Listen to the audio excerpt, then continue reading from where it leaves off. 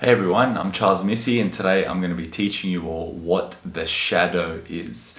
Now, the shadow is a term that's being thrown around a lot, particularly with spiritual communities, or even if you've been to certain types of psychologists or therapists that have immersed themselves into Carl Jung based psychology teachings, you're going to hear this term. And I just want to make this video to really clear it up. Someone actually asked me a question on my Instagram stories, the questions there about what it is, and I felt like it's going to need a lot more than just a minute of me just yabbing on like, oh, the shadow is this, or just some written caption. It's really going to need a little bit more of an explanation. And so yeah, thanks for coming and joining in on this YouTube video. If you haven't subscribed to my channel yet, subscribe now, because I'm going to be producing a lot more content that is going to go in a lot more depth of the different aspects of shadow work, of healing, of integration, of individuation,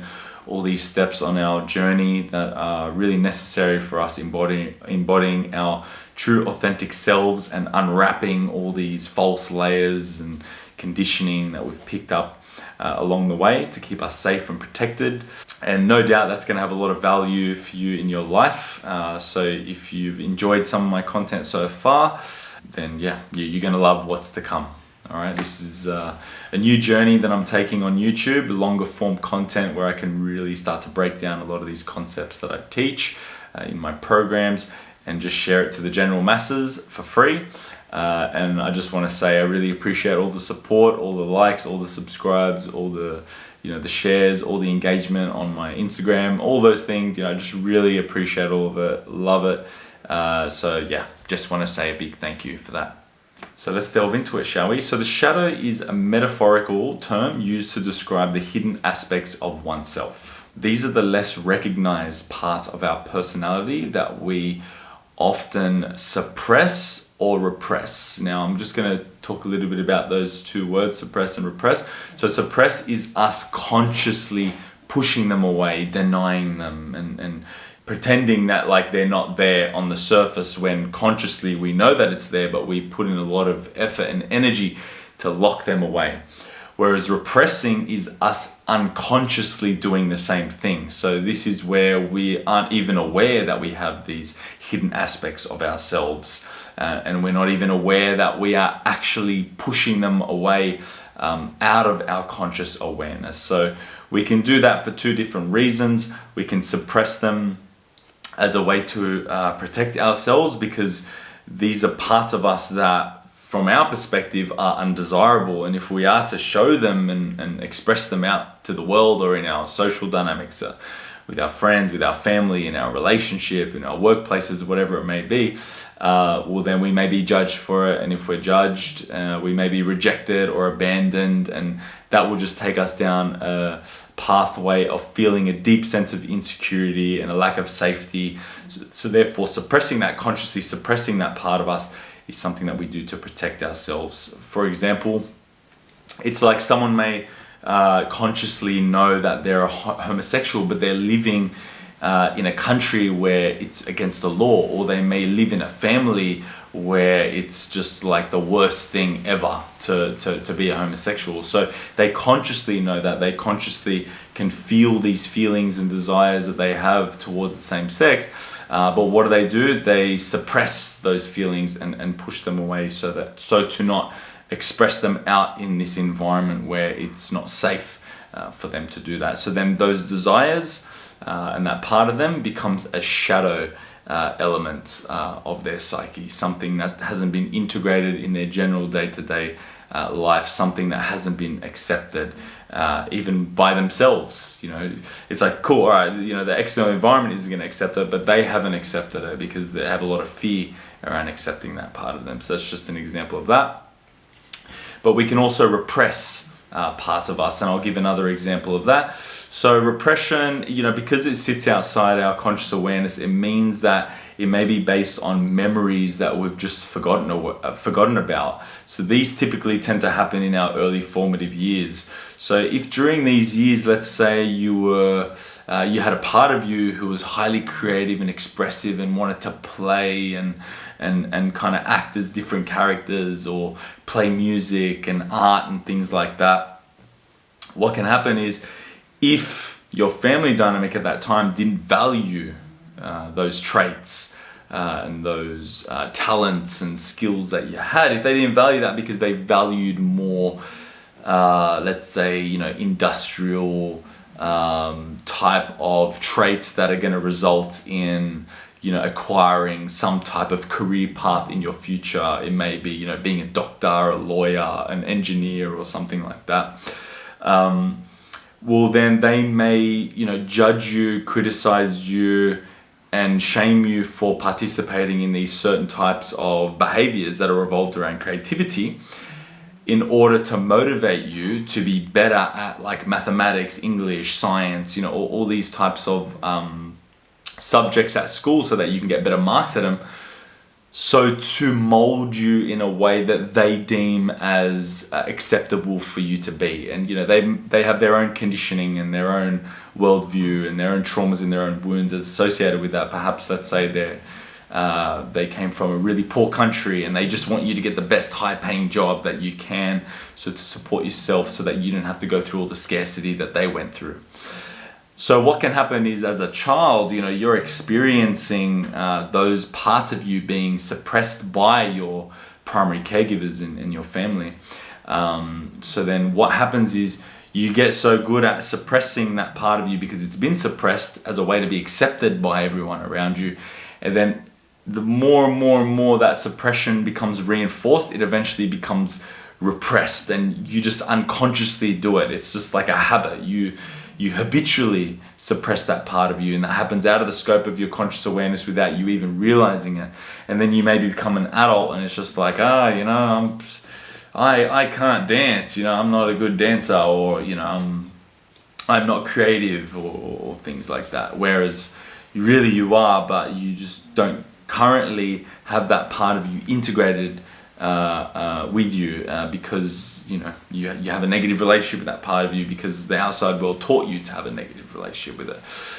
So these are just examples of, again, parts of us that we deny within ourselves, we suppress, and they're often contrary to our self-image or the societal norms around us. So this is another point I'm going to talk about. So we have an image, and our ego constructs this image. Our ego constructs our persona as a way to adapt to the societal conditions that we're in, so to be accepted by people in these social norms. And our shadow is typically contrary to our image. So for example, let's say you may have, you have a man who his image is very strong, very tough, very, that's the image that he puts out in the world. Like he doesn't have any problems and everything's fine. What could be behind that within his shadow is actually a very fragile, wounded self that's there, that's hidden, locked away, that he doesn't show out there to the world. So that would be his shadow. That's contrary to his image. Okay. Another way to explain this is just a really, just another interesting kind of thing I researched recently. But it's like, I was having a debate actually with someone.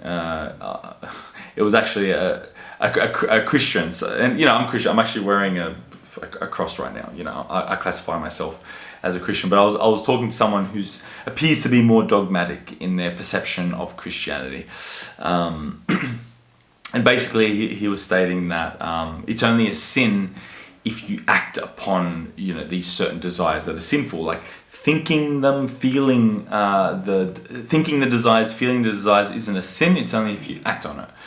And I thought that was quite interesting. But then I learned that actually a lot of homosexuals that are very much under that same dogmatic approach in Christianity, or they're believers in that way, they will often become priests, because being a homosexual and being a priest is not a sin, but being a homosexual and acting upon it is a sin. So it's almost like being a priest then becomes the image that they adopt, the practice that they embody as a way to not act upon those internal desires that they have. And you know, obviously a lot of these priests, they're not actually open about that. And you know, for understandable reasons. I'm sure the churchgoers wouldn't take that too well, some of them anyway. But again, this is just purely an example. I'm not judging or criticizing any of these people that do these things or any of these beliefs. Just an example of how here are the internalized desires, sexual desires that this person has, and it's contrary to their image that they display out there in the world. And the image is there for self-protection and acceptance by others. So that's just another example of us. So it resides in our unconscious mind, and it contains traits, desires, impulses that have been repressed or rejected by the conscious self. So your conscious self is your ego. Consciousness often gets this like, to be conscious, often gets this pedestalized view in spirituality for some reason, and the ego gets a very negative connotation when really it's the same thing. So your ego is your conscious self. It's the part of you who thinks rationally, comes to conclusions, makes decisions, considers themselves the I, has a sense of self that believes that is unique to others.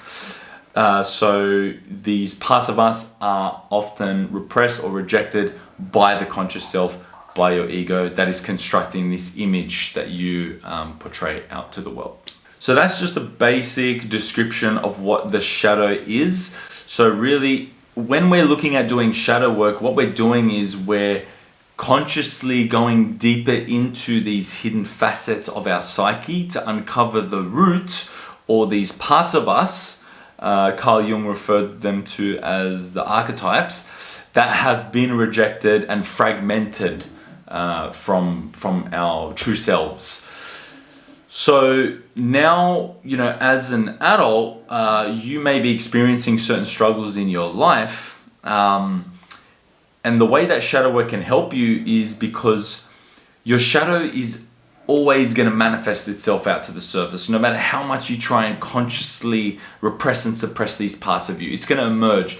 And we're not consciously aware of everything that we're doing in our general day-to-day lives. Majority of what we're doing is unconscious, meaning that majority of what we're doing is actually governed and dictated by our shadow, even though we may consciously believe that our ego has full control over everything. That's just not the case. And the shadow is going to manifest its way out to the surface, and it has needs. And I'm going to talk about this in another video, where I'm going to talk about what the role of the shadow is, the shadow needs, how we orphan certain parts of us, and how a shadow is formed. So stay tuned for that one, and make sure you subscribe to my channel for that.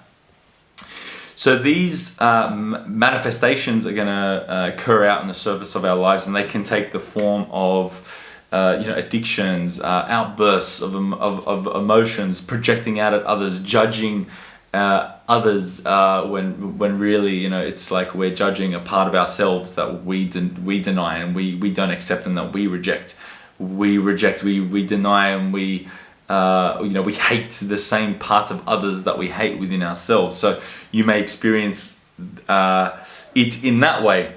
Other ways that the shadow can manifest out into the surface is really in the form of experiencing a high amount of stress in life, struggling to really accept certain aspects of reality, because you haven't been able to accept the reality of yourself and really get into the depths of yourself and face your own demons, shadows, whatever, these darker elements of your psyche, meaning that it's going to be really hard for you to accept the darker elements of the external environment, which are around, and we cannot outrun our shadow. Very much like the light of the sun casts itself upon us, and it casts a shadow onto the ground as we walk and as we move. And no matter how fast you run, the shadow is still going to be there. The same thing in our general day-to-day lives. So trying to outrun your shadow, trying to continue to suppress, repress it, deny it, reject it, it is very exhausting. So what shadow work gives you is the opportunity to reach a stage of individuation. And this is when the conscious parts of you, so your ego and all these other aspects of yourself that you consider who you are, merges with these unconscious aspects of your psyche that you've repressed and denied, and they come into one. And this is what we call individuation. And there's a part of you that helps with that process, and that's the self. In my program, we call it the higher self, and you may have heard this term before, the higher self. The higher self is like the mitigator between your conscious self and unconscious self, and brings them together to create this outcome of individuation. And this whole process is what is embodying your authentic self. It's you, owning who you are, embodying your authenticity, owning all your darkness and all your light, integrating all these different parts of you, all these different archetypes, and using them in ways where it would serve you. For example, as we said before, there was that individual who their creativity was suppressed. It's like you integrating that archetype within your general day-to-day life is going to enhance your creativity. And the same thing if someone is overly creative, perhaps integrating some more structure and planning in your general day-to-day life is also going to enhance your general day-to-day life and your quality of life. So this whole process of individuation, it's only going to improve your life for the better. Yeah, it's challenging, it's hard, you have to be really honest with yourself and accept these parts of you that you've learned for so long to carry so much shame and guilt and judgment and rejection towards. But I can guarantee you that as you unwrap all that conditioning and really begin to integrate these aspects of yourself, life becomes a lot more free, and it's only going to get better. So I hope this video just gives you an understanding of what the shadow is and what shadow work can give you in your life. In future videos, I am going to touch on how the shadow is formed, the role of the shadow, and how to actually go about the process of individuation. Now, if you're looking to do some shadow work, I have a really powerful workshop that runs every 3 weeks called an inner child workshop.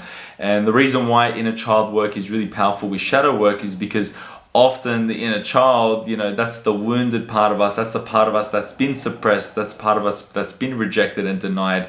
The parts of us during our childhood that are being repressed and hidden in the shadow and locked away there. So inner child work is doing shadow work, but it's specifically connecting to those parts of us that have been rejected, suppressed, wounded in our early formative years, which we all know are the most crucial years in our development for our entire lives. 90% of our brain is formed during these years. So look out for more. I will be posting some more videos. Subscribe to my channel, and just sending you all lots of love, and thank you very much for joining and tuning in.